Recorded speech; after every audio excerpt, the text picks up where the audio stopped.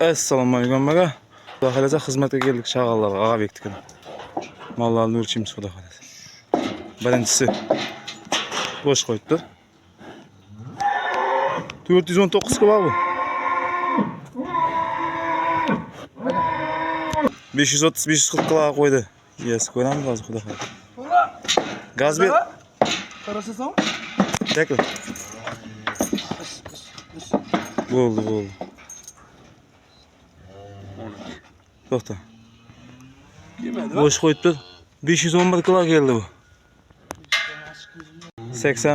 379 kilo kelib turibdi. 80 da. O'yna. 379 kilo. 18 milyon aylangan mı mal? 18 ga qachon olingan bu?